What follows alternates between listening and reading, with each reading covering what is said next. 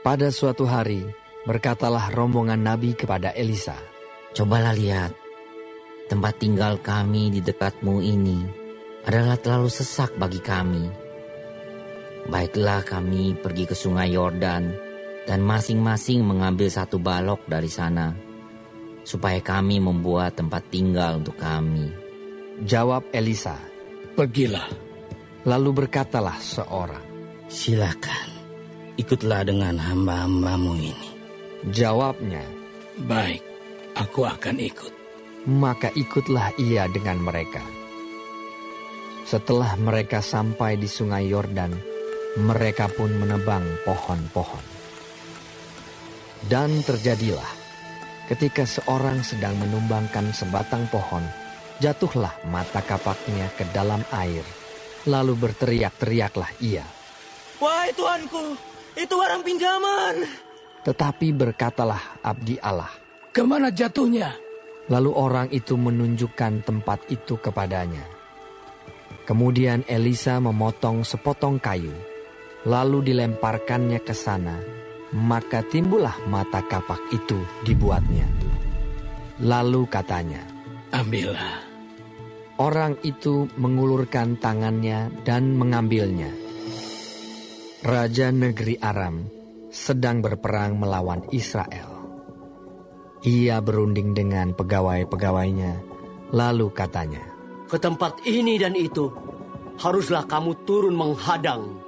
Tetapi abdi Allah menyuruh orang kepada Raja Israel mengatakan, "Awas, jangan lewat dari tempat itu, sebab orang Aram sudah turun menghadang ke sana."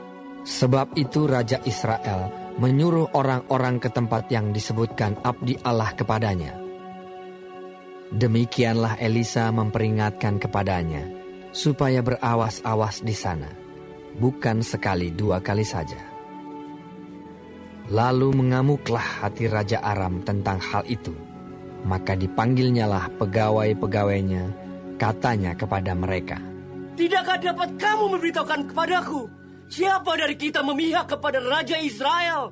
Tetapi berkatalah salah seorang pegawainya, "Tidak, Tuanku Raja, melainkan Elisa, nabi yang di Israel. Dialah yang memberitahukan kepada Raja Israel tentang perkataan yang diucapkan oleh Tuanku di kamar tidurmu." Berkatalah Raja, "Pergilah melihat, di mana dia, supaya aku menyuruh orang menangkap dia." Lalu diberitahukanlah kepadanya, "Dia ada di Dotan." Maka dikirimnyalah ke sana kuda serta kereta dan tentara yang besar.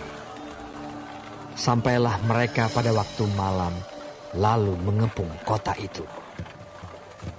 Ketika pelayan abdi Allah bangun pagi-pagi dan pergi keluar, maka tampaklah suatu tentara dengan kuda dan kereta ada di sekeliling kota itu. Lalu berkatalah bujangnya itu kepadanya, "Celaka, Tuanku. Apakah yang akan kita perbuat?" Jawabnya, "Jangan takut, sebab lebih banyak yang menyertai kita daripada yang menyertai mereka."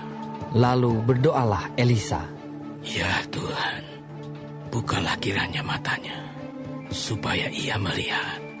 Maka Tuhan membuka mata bujang itu sehingga ia melihat. Tampaklah gunung itu penuh dengan kuda dan kereta berapi sekeliling Elisa. Ketika orang-orang Aram itu turun mendatangi dia, berdoalah Elisa kepada Tuhan, "Butakanlah kiranya mata orang-orang ini." Maka dibutakannyalah mata mereka sesuai dengan doa Elisa. Kemudian berkatalah Elisa kepada mereka, "Bukan ini jalannya, dan bukan ini kotanya. Ikutlah aku, maka aku akan mengantarkan kamu kepada orang yang kamu cari." Lalu diantarkannya mereka ke Samaria. Segera sesudah mereka sampai ke Samaria, berkatalah Elisa, "Ya Tuhan, bukalah mata orang-orang ini, supaya mereka melihat." Lalu Tuhan membuka mata mereka, sehingga mereka melihat dan heran. Mereka ada di tengah-tengah Samaria. Lalu bertanyalah Raja Israel kepada Elisa, tatkala melihat mereka, Kubunuhkah mereka, Bapak? Tetapi jawabnya, Jangan. Biasakah kau bunuh yang kau tawan dengan pedangmu dan dengan panahmu? Tetapi hidangkanlah makanan dan minuman di depan mereka, supaya mereka makan dan minum, lalu pulang kepada Tuhan mereka. disediakannyalah bagi mereka jamuan yang besar, maka makan dan minumlah mereka. Sesudah itu, dibiarkannyalah mereka pulang kepada Tuhan mereka. Sejak itu, tidak ada lagi gerombolan-gerombolan Aram memasuki negeri Israel. Sesudah itu, Ben-Hadad, Raja Aram, menghimpunkan seluruh tentaranya, lalu maju mengepung Samaria. Maka terjadilah kelaparan hebat di Samaria selama mereka mengepungnya. Sehingga sebuah kepala keledai berharga 80 shikal perak dan seperempat kap tai merpati berharga 5 shikal perak. Suatu kali ketika Raja Israel berjalan di atas tembok, datanglah seorang perempuan mengadukan halnya kepada Raja sambil berseru, "Tolonglah ya Tuanku Raja!" Jawabnya, Jika Tuhan tidak menolong kau, dengan apakah aku dapat menolong kau? Dengan hasil pengirikankah? Atau hasil pemerasan anggur? kemudian bertanyalah Raja kepadanya. Ada apa? Jawab perempuan itu, Perempuan ini berkata kepadaku, "Berilah anakmu laki-laki, supaya kita makan dia pada hari ini. Dan besok akan kita makan anakku laki-laki." Jadi kami memasak anakku dan memakan dia. Tetapi ketika aku berkata kepadanya pada hari berikutnya, "Berilah anakmu, supaya kita makan dia," maka perempuan ini menyembunyikan anaknya.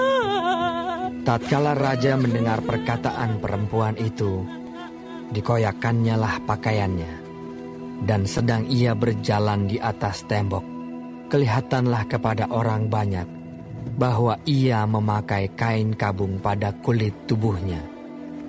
Lalu berkatalah Raja, Beginilah kiranya Allah menghukum aku. Bahkan lebih daripada itu, masih tinggal kepala Elisa bin Safat di atas tubuhnya pada hari ini. adapun Elisa duduk-duduk di rumahnya, dan para tua-tua duduk bersama-sama dia. Raja menyuruh seorang berjalan mendahuluinya. Tetapi sebelum suruhan itu sampai kepada Elisa, Elisa sudah berkata kepada para tua-tua itu, Tahukah kamu bahwa si pembunuh itu menyuruh orang untuk memenggal kepalaku? Awas-awaslah. Apabila suruhan itu datang, segeralah tutup pintu dan tahanlah dia, supaya orang itu jangan masuk. Bukankah sudah kedengaran bunyi langkah tuannya di belakangnya? selagi ia berbicara dengan mereka, datanglah Raja mendapatkan dia. Berkatalah Raja kepadanya, Sungguhnya, malapetaka ini adalah daripada Tuhan. Mengapakah aku berharap kepada Tuhan lagi?